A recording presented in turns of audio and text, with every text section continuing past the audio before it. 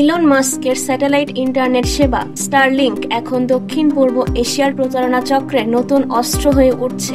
Myanmar, Thailand, Cambodia, Laos, Philippine ও পূর্ব তিমুরে এই স্যাটেলাইট সংযোগ ব্যবহার করে গড়ে উঠছে স্ক্যাম সিটি, যেগুলো রোমাঞ্চ, স্ক্যাম, ভুয়া প্রেমের সম্পর্ক গড়ে টাকা হাতানো, বিনিয়োগ প্রতারণা বা বিগ বাচাভিং, অবৈধ অনলাইন জুয়া ও ক্রিপ্টো জালিয়াতি, মানি লন্ডারিং, মানব পাচার ও জোরপূর্বক শ্রম, মাদক পাচার, অপহরণ ও মুক্তিপণ আদায়, অবৈধ ব্যাংকিং এর মতো অপরাধের স্বর্গরাজ্যে পরিণত হয়েছে। প্রযুক্তির এ অপব্যবহার এখন বাংলাদেশের জন্য উদ্বেগের কারণ হয়ে উঠছে। জাতিসংঘের মাদক ও অপরাধ দপ্তরের ইউএনওডিসি গত বছরের এক প্রতিবেদনে বলা হয়েছে, 2023 সালে দক্ষিণ পূর্ব এশিয়ার এ স্ক্যাম নেটওয়ার্কগুলো 18 থেকে 37 বিলিয়ন ডলার হাতিয়ে নিয়েছে।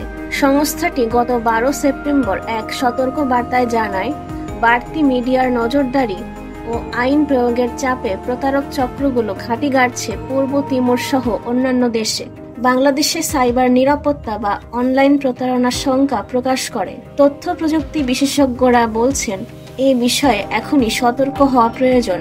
সতর্ক হিসেবে আইন শৃঙ্খলা রক্ষাকারী বাহিনীর প্রযুক্তি সক্ষমতা বাড়ানো ও স্টারলিংকের গ্রাউন্ড স্টেশন স্থাপনের উপর জোর দিয়েছেন তারা।